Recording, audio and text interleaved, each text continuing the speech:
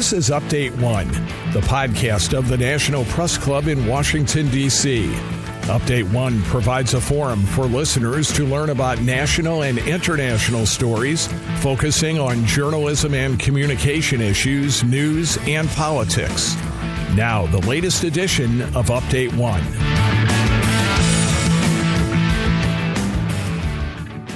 Welcome to the National Press Club Update One podcast. I'm Lincoln Smith, and we are joined today by the Secretary General of the International Federation of Journalists, Mr. Anthony Bellanger. Welcome, Anthony. Hi, Lincoln. You have been the International Federation of Journalists Secretary General since September 2014. You hold a PhD in history, having worked the predominance of your career as a journalist in the French print media. Can you share with us a bit about the history of the International Federation of Journalists, to include the IFJ mission?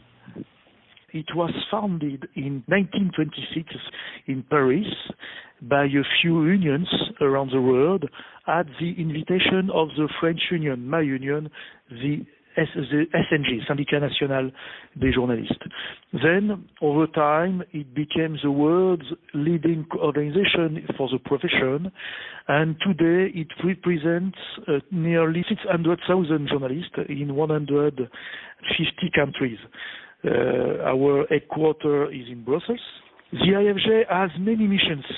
I don't have enough staff and time to do them all. We are a kind of fire brigade trying to deal with the emergencies of the profession around the world. As the Secretary General of IFJ, what remain among your greatest challenges? The greatest changes, the biggest changes for us are, of course, the future of journalism. If I have to choose one. And because the pandemic, the COVID-19 pandemic has changed all the balances, and from now on, we will have to work so that the remuneration of GAFAM is directly shared between journalists and media. But there is also the problem of the safety and the protection of journalists, of course. We published in our global white paper in last March, 65 journalists were killed in 2020 last year, and 235 journalists are still in jail. And the most of them with total impunity. And it is a real problem for us today. To the journalism profession, Anthony, you have said, quote, "The profession faces huge challenges today. The security of our colleagues remains elusive. Many countries have warned the reign of impunity for crimes against fellow journalists threatens freedom of expression in many regions of the world," end quote. Can you expand on this quote? Yes, a story from the BBC, the British Broadcasting Corporation, dated 2 April 2020, entitled "China Driving Out Journalists." EU says, after BBC Sudworth leaves, details the harassment of BBC reporter John Sudworth by Chinese authorities. As a result, Mr. Sudworth left mainland China after 9 years for safe haven in Taiwan. What are among your comments on this most recent story regarding Mr. Sudworth?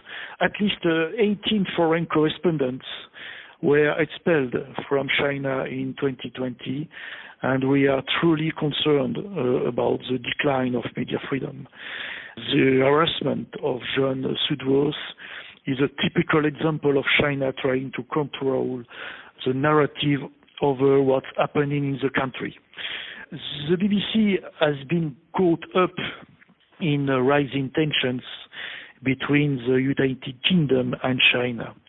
In February, the UK's government revoked the broadcasting license of state-owned China Global Television Network, and Beijing retaliated by banning the BBC in China.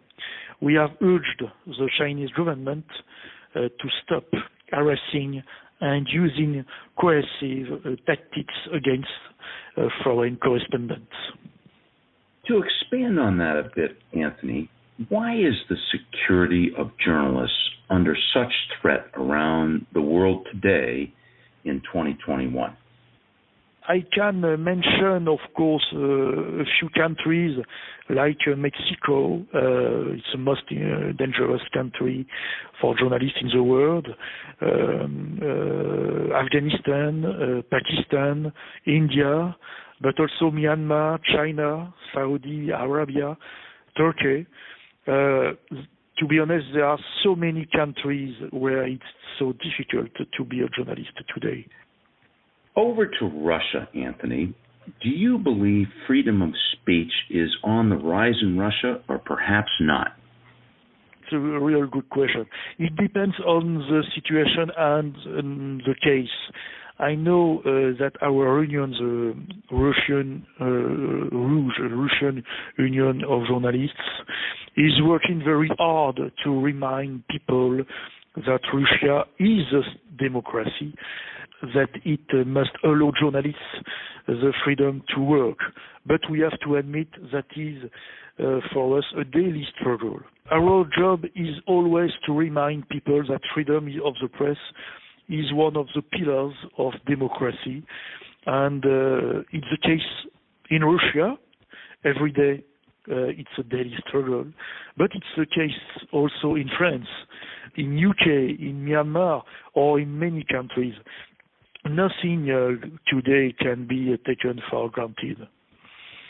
Anthony, we talked about the nation of Myanmar earlier, and to the nation of Myanmar, civilians have indeed been arrested for speaking with cable news network CNN reporters.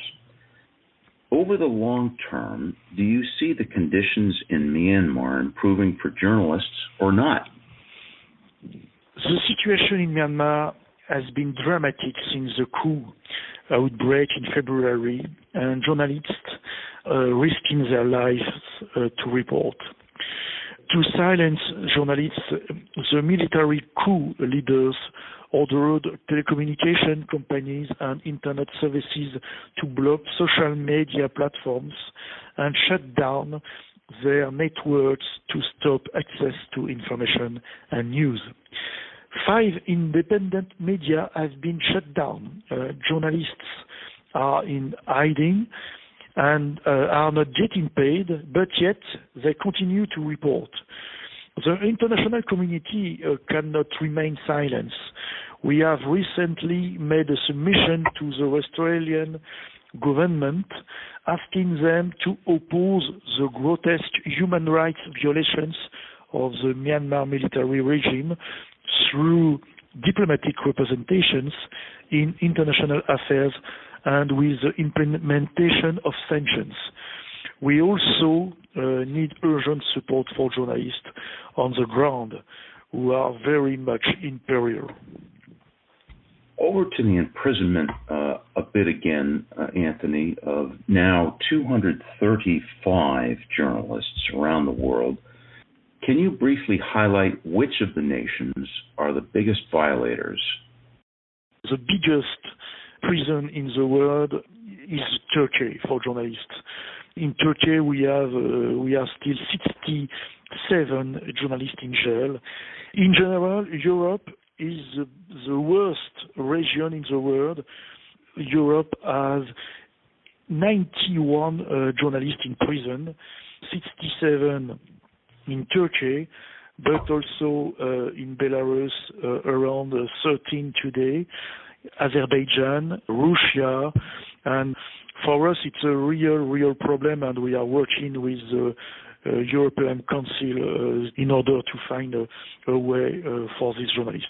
And I don't forget, of course, Julian Assange in the United Kingdom. The second country is Egypt, with 20 journalists in prison, and Africa in general has 56 journalists in prison, and Africa is the second region in the world, just after Europe, just after the Asia Pacific, with 47 journalists in prison.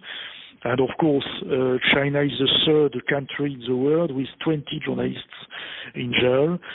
And in Asia Pacific, we have also the part of the Middle East, the little part of the Middle East and the Arab world, with 33 journalists in prison.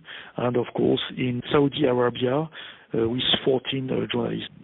In closing, Anthony, from your perspective, if it was possible to compare overall media freedom of some 50 years ago with that of today in 2021, which time might have a higher level of media freedom?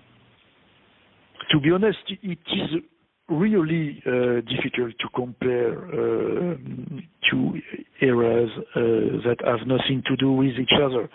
I am an historian, and I know that the comparison as such is meaningless. And I refuse to say that it was better before.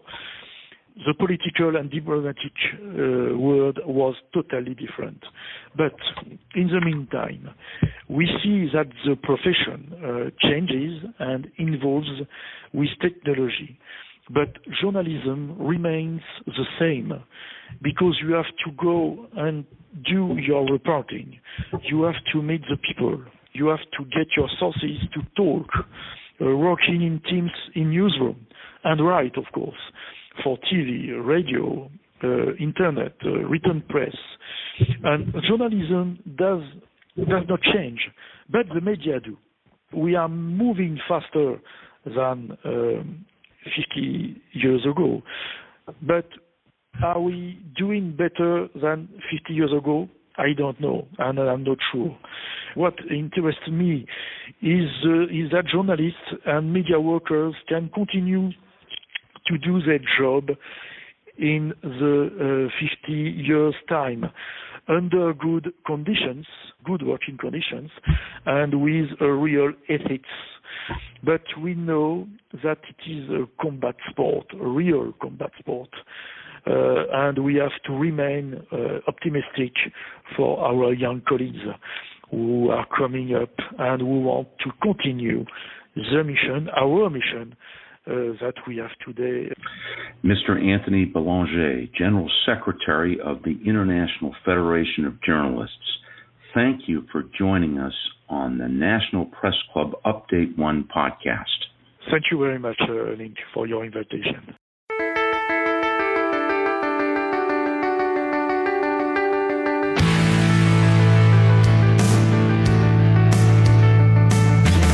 Update 1 is a production of the National Press Club's Broadcast Podcast Committee.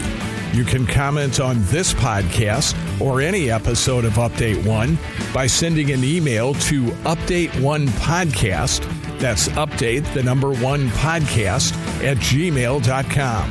Thanks for listening to Update 1.